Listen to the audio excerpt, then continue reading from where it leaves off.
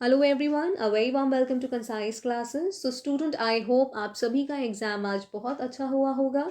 जितने भी क्वेश्चंस आपको याद थे और जितने भी क्वेश्चंस आपने मुझे सेंड करे हैं, on the basis of that student मैं ये एनालिसिस आपके सामने आज लेकर आई हूँ। दो I don't have so many questions, लेकिन जितने भी हैं on the basis of that ये एनालिसिस है। ओके, आपको अगर और भी क्वेश्चंस याद हो जिसमें आपको थोड़ा सा भी कंफ्यूजन हो या उस क्वेश्चन में आपको थोड़ी सी भी प्रॉब्लम लग रही हो, स्पेशली फ्रॉम इंग्लिश एरिया, तो आप उसे कमेंट सेक्शन में ज़रूर लिखिएगा। आज के सेशन में स्टूडेंट मैं आपसे हर एक सेक्शन के बारे में डिस्कस करूंगी, बिकॉज रेलिवेंट इन्फॉर्मेशन मुझे आपके साथ शेयर करनी है। दैट इज़ वाई ये वीडियो आप सभी लोग एंड तक देखिएगा। ओके, तो आइए स्टार्ट करते हैं।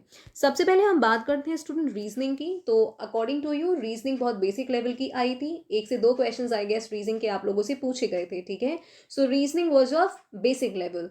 ओके, नेक्स्ट हम फटाफट बात कर लेते हैं पेडागोजी के बारे में। Again student, pedagogy basic level की थी। जो आपकी बेसिक समझ है उसके बेसिस पर आपने वो क्वेश्चन अटेम्प्ट करे होंगे। थोड़े बहुत क्वेश्चंस आपके थ्योरी बेस्ड थे। आई होप आपने पेडागोजी का सेक्शन भी अच्छे से सॉल्व करा होगा। ठीक है, नेक्स्ट हम बात करते हैं स्टूडेंट इंग्लिश के बारे में। ठीक है, इंग्लिश के बारे में स्टूडेंट बात करें तो इंग्लिश में आपका पहला था पैसेज। ओके, तो इंग्लिश में आपको पैसेज देखने को मिला, जहां आई गेस आपको 4 से 5 क्वेश्चन मिले। ठीक है, अकॉर्डिंग टू यू इंग्लिश का पैसेज आपको मॉडरेट लगा।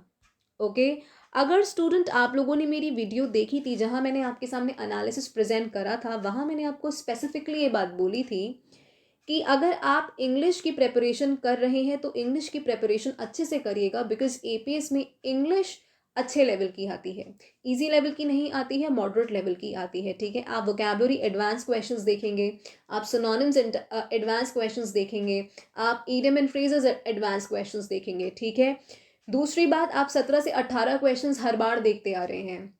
ओके, इस बार भी आपको इंग्लिश के क्वेश्चंस काफ़ी ज़्यादा देखने को मिले हैं, जहां आपने डायरेक्ट इनडायरेक्ट सॉल्व करा है, वॉइस से क्वेश्चन आया है, then you had idiom and phrases. ठीक है, उसके अलावा synonyms, antonyms, vocabulary. Okay, so English का लेवल मॉडरेट रहना ये एक्सपेक्टेड ही था। अनटिल एंड अनलेस आप लोगों की प्रेपरेशन अच्छे लेवल की नहीं है तो इंग्लिश को सॉल्व करना थोड़ा डिफिकल्ट होगा उन स्टूडेंट्स के लिए। अब यहाँ पर आप गेस वर्क भी नहीं कर सकते हो, because you have negative marking in this paper.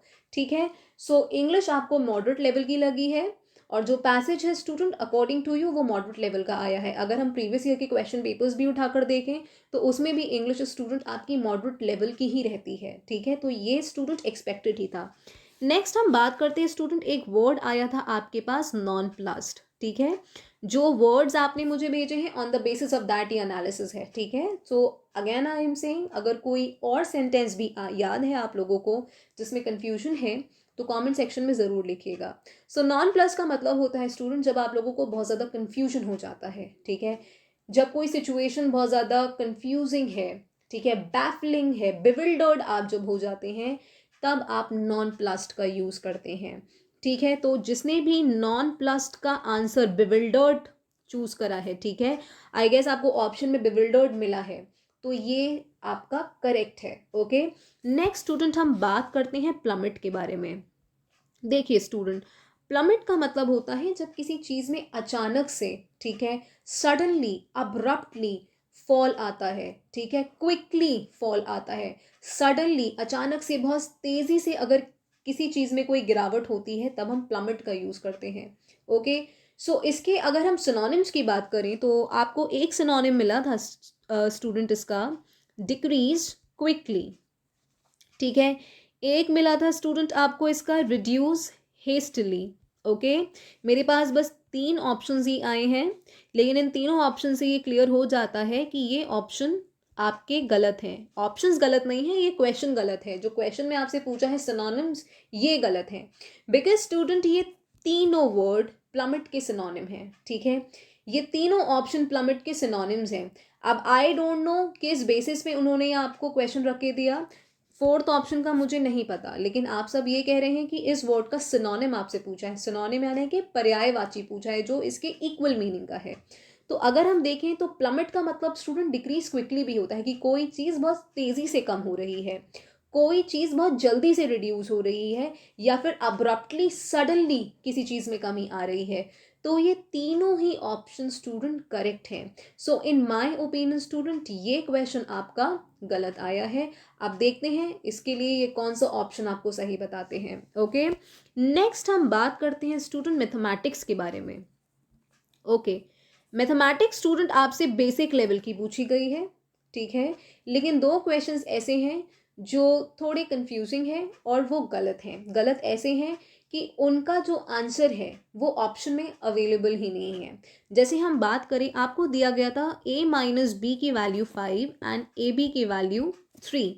आपको a cube minus B cube की वैल्यू निकालनी है, ठीक है, और a cube minus B cube की वैल्यू स्टूडेंट ऑप्शंस में अवेलेबल ही नहीं थी। अगर आप इसे सॉल्व करेंगे, ठीक है, तो अगर हम इसमें ये वेट अ सेक, अगर हम इसे सॉल्व करें तो ट्रेडिशनल मेथड से सॉल्व करते हैं। a माइनस बी का whole cube, a cube minus B cube minus का 3ab a माइनस बी, ठीक है। a माइनस बी की वैल्यू आपकी 5 थी, दैट इज 5 क्यूब।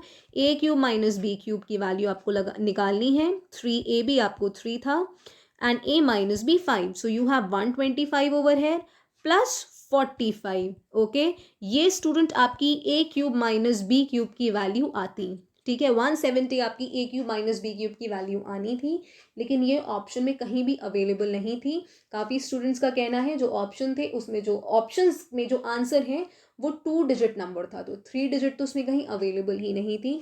तो ये स्टूडेंट आपका क्वेश्चन गलत आया है बिकॉज ऑप्शंस करेक्ट अवेलेबल ही नहीं थे।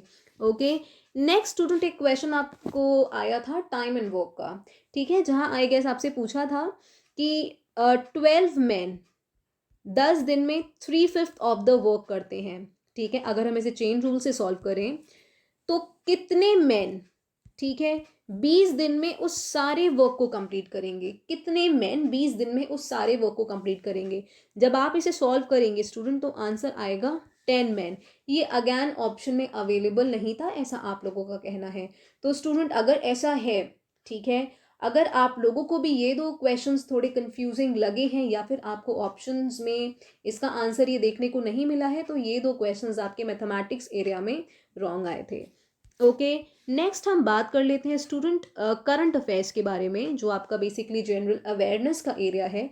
वहाँ आपसे एक क्वेश्चन बुक एंड ऑथर से आ गया था, ठीक है, जहाँ आपसे 281 एंड बियॉन्ड समथिंग जो सौरभ गांगुली जी की बुक है उसके बारे में आपसे पूछा गया था।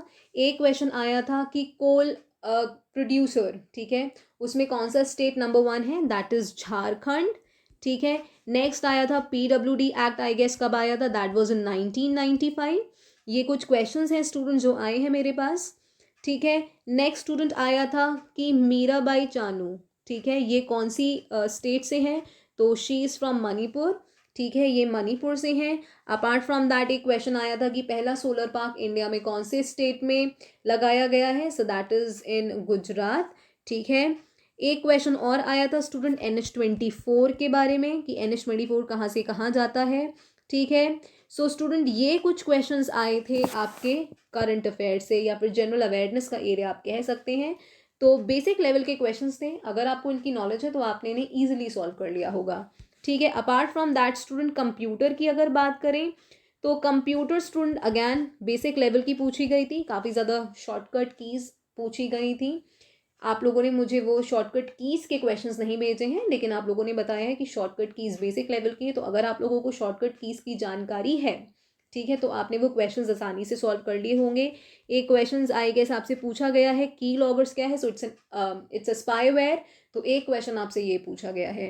Okay, so I hope student आपको ये एनालिसिस अच्छा लगा होगा। इसके अलावा स्टूडेंट इंग्लिश में कोई भी सेंटेंस, कोई भी क्वेश्चन आपको डाउटफुल लगा है, जिसमें आपको थोड़ा डाउट है, तो आप उसे कमेंट सेक्शन में ज़रूर लिखिएगा, मैं आपको रिप्लाई ज़रूर दूंगी। Thank you so much.